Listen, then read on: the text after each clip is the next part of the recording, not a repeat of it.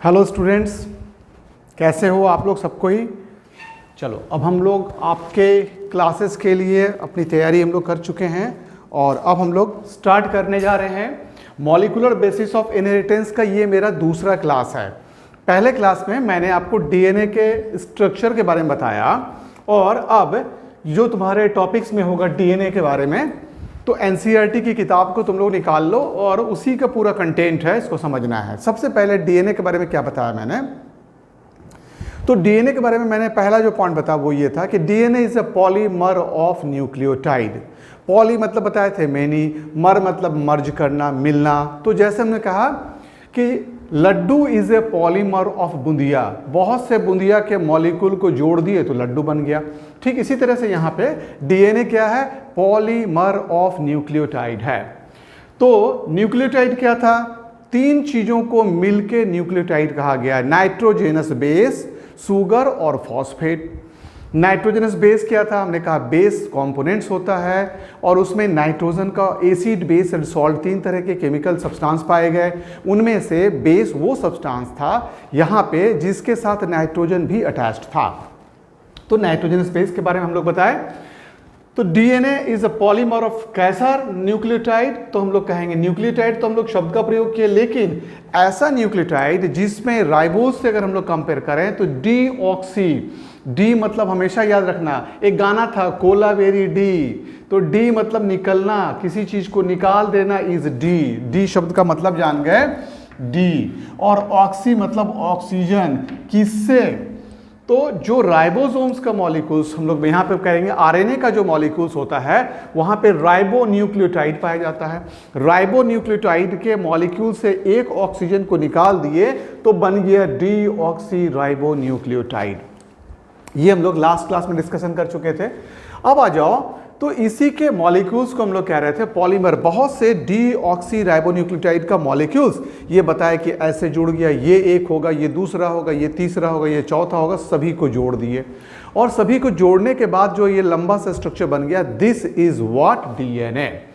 DNA के बारे में कुछ एनसीईआरटी के लाइंस को हमने यहाँ पे लिखा कि डीएनए का लेंथ कितना होगा, कितना बड़ा डीएनए होगा, आदमी में कितना बड़ा होगा, किसी में भी कितना बड़ा डीएनए होगा। ये देखो एक डीएनए बना रहे हैं, इसकी लंबाई किस पे डिपेंड करेगी, तो डीएनए के स्ट्रक्चर को फिर यहाँ पे ऐसे समझो, डीएनए में दो थ्रेड होगा, है ना, यहाँ पे नाइट्रोजेनस बेसेस हैं और ये पेयर कर रहे हैं इस वाले थ्रेड से, देयर आर टू थ्रेड, इनके बीच में पेयरिंग हो रही है।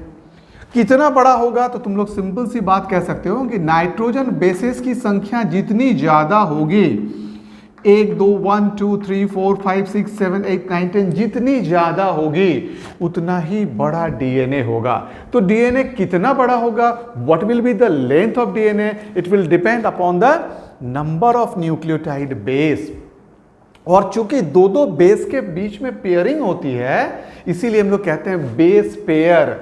बेस पेयर, ये और ये पेयरिंग हो गई, यहाँ और यहाँ पेयरिंग हो गई, यहाँ पे एडेनिन है तो यहाँ पे थायामीन होगा, यहाँ पे साइटोसिन है तो यहाँ पे गुआनिन होगा, यहाँ पे गुआनिन है तो यहाँ पे साइटोसिन होगा। पेयरिंग के बारे में हम लोग बताए थे कि पेयर फिक्स्ड होता है। एडेनिन नामक प्यूरिन किसके साथ पेयर करेगा, हमेशा ये थायामीन के साथ पेयरिंग करेगा। साइटोसिन किसके साथ पेयरिंग करेगा, ये गुआनिन के साथ पेयरिंग करेगा। तो जैसा कि हमने आपको मॉलिक्यूलर बेसिस ऑफ इनहेरिटेंस के बारे में बताया, ये टॉपिक का आज ये जो क्लास ले रहे हैं ये सेकेंड क्लास है ना।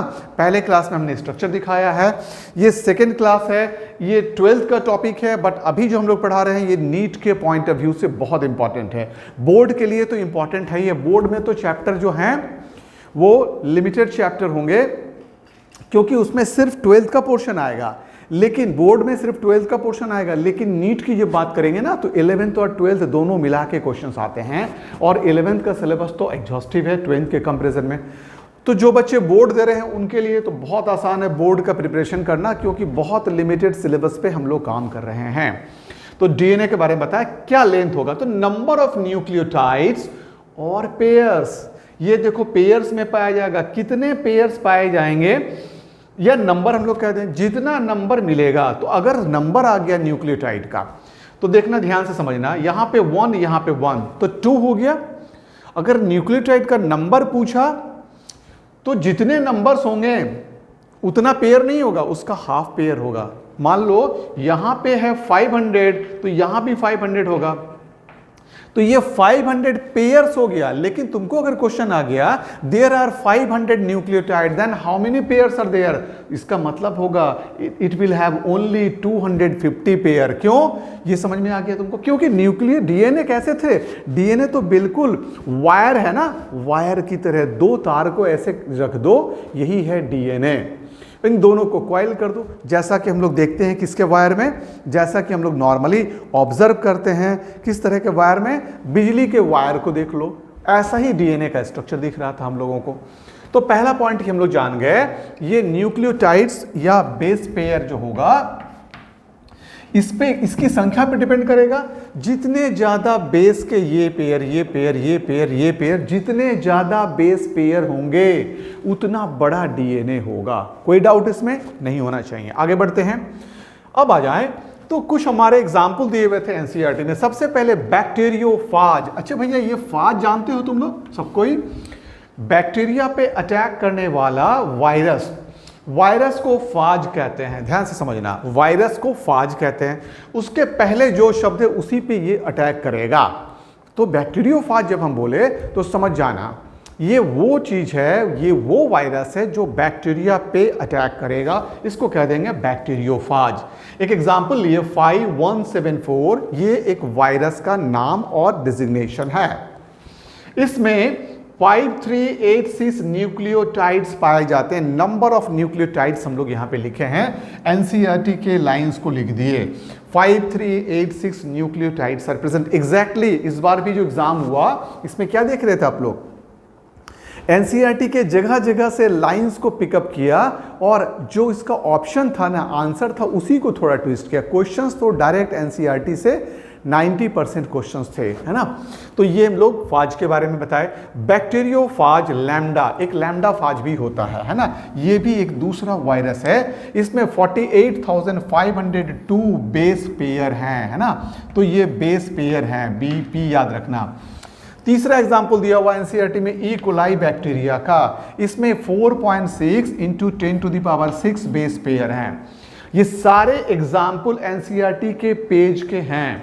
और चौथा एग्जाम्पल है ह्यूमन डीएनए, अगर वो डिप्लॉयड नहीं हैप्लॉयड है। ध्यान से समझना, ये मेंशन है एनसीईआरटी में, हैप्लॉयड डीएनए में 3.3 × 10⁶ बेस पेयर होंगे। अब क्वेश्चन ट्विस्ट कर दिया, पूछेगा in a human being in a diploid, in human being in a diploid cell how many base pairs are present. NCERT का ये लाइन तुमको रटा हुआ है, याद है, 3.3 × 10⁶ बेस पेयर। लेकिन अब आंसर क्या हो जाएगा, 2 × 3.3 × 10⁶ बेस पेयर। एग्जैक्टली ये तुमको क्लियर हो गया होगा। मतलब यहां पे हैप्लॉयड मेंशन है ना, हमको डिप्लॉयड पे क्वेश्चन आ गया तो हम जानते हैं हैप्लॉयड को n कहते हैं तो डिप्लॉयड को 2n कहते हैं। Haploid is represented by n and diploids are represented by 2n, इसीलिए इसको 2 से मल्टीपल कर देंगे। तो डीएनए के बारे में जो हम लोग डिस्कशन किए कल तक, हम लोग कल वाले पहले वाले क्लास में जो हमने बताया आपको वो ये था कि डीएनए का स्ट्रक्चर कैसा होगा। अब हम लोग डीएनए के रियल स्ट्रक्चर को जानने के लिए कुछ इन्वेस्टिगेशन किया गया, कुछ टेक्नोलॉजी की मदद ली गई। उनमें से पहली जो टेक्नोलॉजी थी, तो डीएनए स्ट्रक्चर में देयर वर 2 इन्वेस्टिगेशन, जो कि इन्वेस्टिगेशन से हमें हेल्प मिला, पता चला कि डीएनए कैसा होगा। पहले जो इन्वेस्टिगेशन की बात करेंगे उसका नाम था क्रिस्टलोग्राफी मेथड। एक्सरे था और ये एक्सरे डाल के क्रिस्टलोग्राफी मेथड से डीएनए के स्ट्रक्चर को देखने वाले साइंटिस्ट का नाम, ये पूछ सकता है मेडिकल में, है ना, ये नीट में पूछ सकता है, मॉरिस विल्किन, है ना, ये दोनों नाम। और उनके साथ थे रोजा लिंड, है ना, फ्रैंकलिन, ये दोनों दोस्त मिलके काम किए। एक्सरे क्रिस्टलोग्राफी मेथड से वो डीएनए के स्ट्रक्चर को देखे, लेकिन ये लोग अपनी काम को पूरी तरह से कन्वर्ट नहीं कर पाए, वो कोई एक मॉडल नहीं बता पाए, लेकिन ये जरूर बताया कि डीएनए डबल हेलिकल होगा। कैसा होगा डीएनए? देखो यहाँ पे मेरे पास कुछ तार हमको दिख रहा है, मैं आपको डबल हेलिकल, अच्छा नहीं इसको मैं उठाऊंगा तो लाइट में प्रॉब्लम आएगा, मैं आपको डबल हेलिकल स्ट्रक्चर दिखाऊंगा अभी। तो डीएनए के स्ट्रक्चर्स में डबल हेलिकल स्ट्रक्चर होंगे, 2 धागे होंगे। और चलो मैं दिखा दूं आपको, एक हमें सेपरेट वायर दिख रहा है तो मैं इससे आपको दिखाता हूं। प्रोबेबली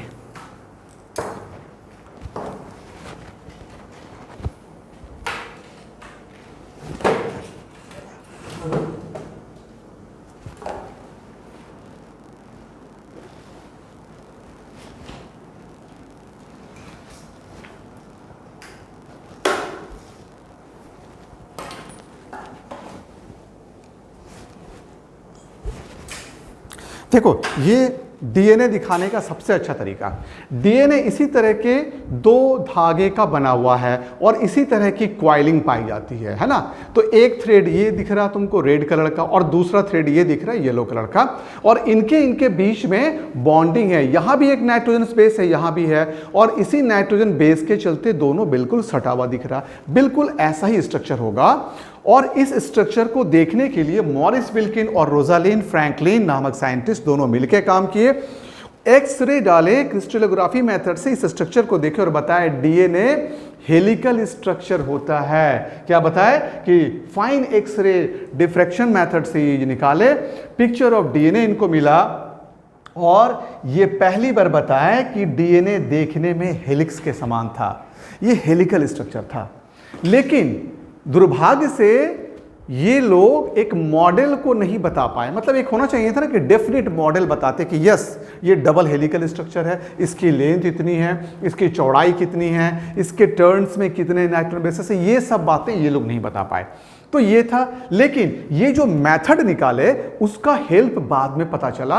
उससे हम लोग एक्सरे क्रिस्टलोग्राफी मेथड से हम अब डीएनए के फाइन स्ट्रक्चर को देखने लगे, जानने लगे। तो पहली बार ये फ्रैंकलिन, मॉरिस विल्किन और रोजालिन फ्रैंकलिन नामक साइंटिस्ट इसको निकाले और पिक्चर ऑफ डीएनए को दिखाए। इसके बाद हम लोग आए तो ये सजेस्ट किए DNA was a sort of helix. तो पहली बार ये बताए, लेकिन हेलिकल स्ट्रक्चर होगा, it is a double helical structure होगा। इसकी लंबाई क्या होगी, इसकी चौड़ाई क्या होगी, इसके डायमीटर कैसे होंगे, इसमें कितने बेसिस होंगे, ऐसी पूरी बातों का डिडक्शन इन्होंने नहीं किया। सिर्फ इतना ही कहा कि 3.4 एंगस्ट्रॉन पीरियोडिसिटी इसमें पाई जाएगी। ये जो 3.4 एंगस्ट्रॉन की पीरियोडिसिटी है ये मैं आपको अभी समझाऊंगा क्लास में। But not proposed any model, only कोई मॉडल वो नहीं बता पाई। ये एक दुखद बात थी इनके साथ में। क्यों दुखद हम लोग बोलेंगे, ये जितना काम किए थोड़ा सा और अगर ये वर्कआउट करते तो शायद एक कॉन्क्रीट स्टेज पे ये पहुंच जाते, तो ये उस स्टेज पे नहीं पहुंच पाए।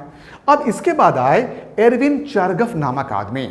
एरविन चार्गफ जो साइंटिस्ट थे, ये कुछ रूल दिए और ये जब बात करने लगे, काम करने लगे, डीएनए के मॉरिस विल्किन के इसी स्ट्रक्चर को देखना शुरू किए।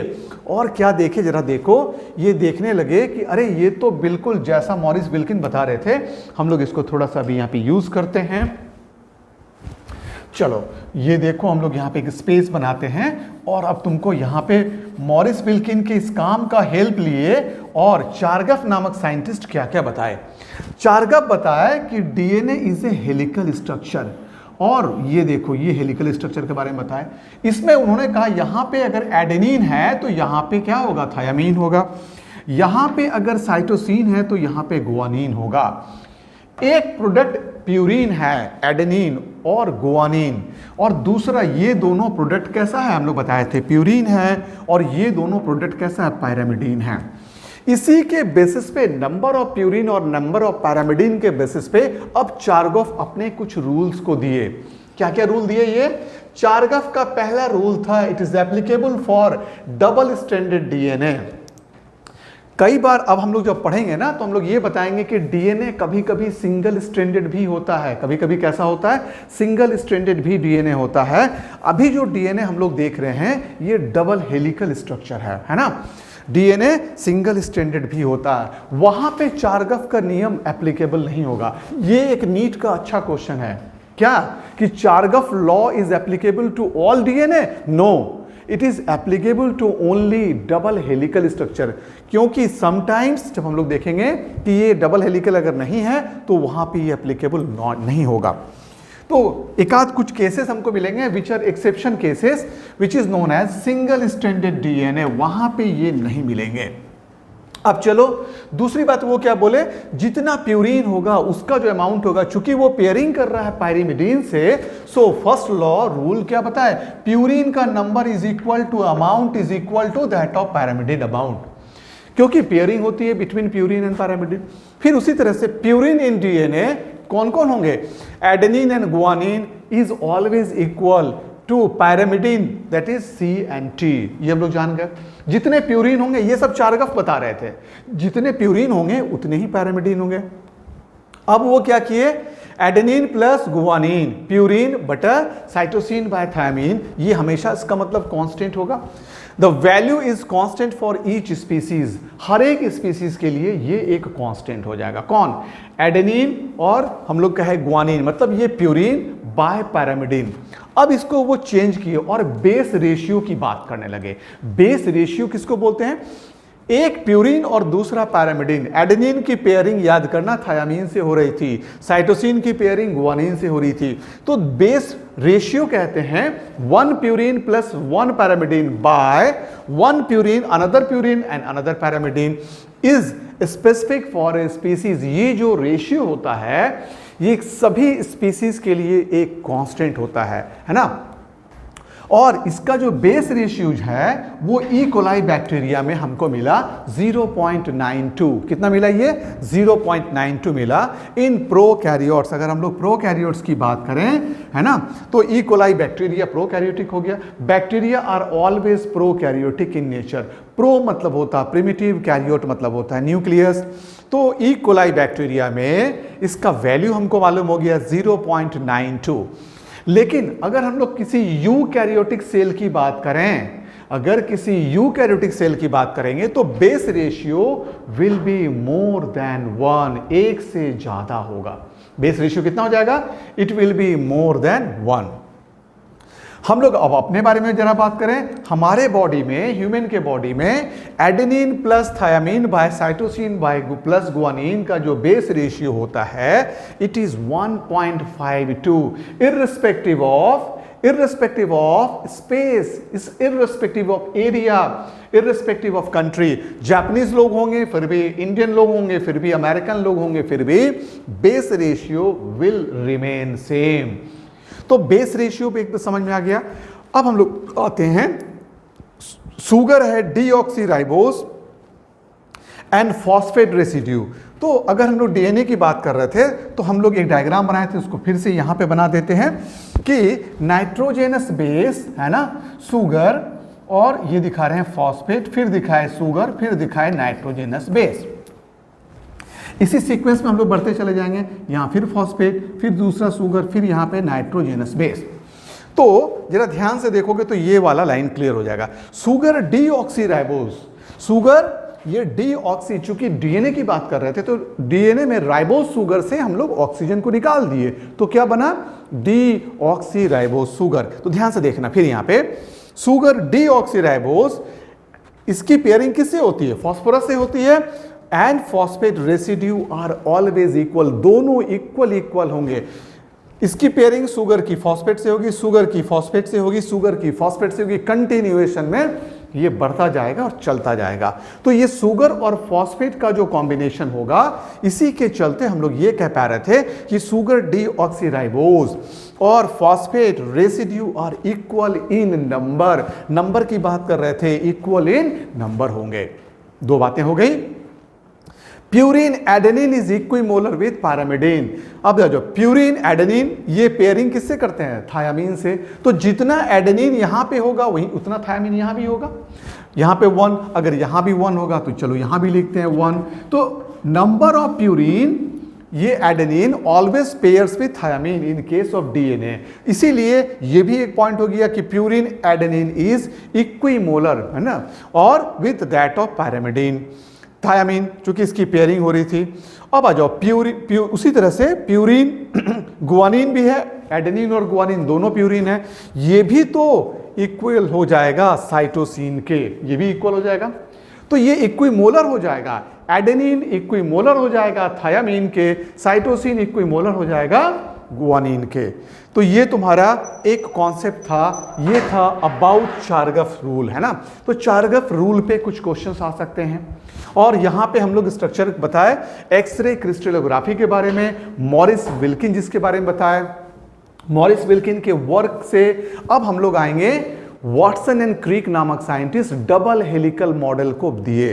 अब जो हम लोग आएंगे वॉटसन एंड क्रिक नामक साइंटिस्ट, इसी साइंटिस्ट के इस मेथड को यूज किए, एक्सरे क्रिस्टलोग्राफी मेथड को यूज किए, और इसी मेथड से अब वो क्या किए, वो दूसरा एक प्रोग्राम बनाया। और ये दूसरा प्रोग्राम क्या था, डबल हेलिकल मॉडल के बारे में बताना। तो अब तक दो इंपॉर्टेंट वर्क को हम लोग देखे, एक चारगफ के रूल्स को देखे, इसके पहले हम लोग एक्सरे क्रिस्टलोग्राफी में फ्रांस हम लोग दो साइंटिस्ट का नाम बताए, एक विल्किंस का, मॉरिस विल्किन का, दूसरा रोजालिंड फ्रैंकलिन का। ये दोनों मिलके जो मेथड को बनाए, इसी दोनों मेथड के बेसिस पे कंक्लूजन दिए वॉटसन एंड क्रिक। और आज के दिनों में वॉटसन एंड क्रिक के डीएनए मॉडल को हम लोग फैंटास्टिक मॉडल मानते हैं, बेस्ट मॉडल मानते हैं, और ये सबसे सफल और अच्छा मॉडल था।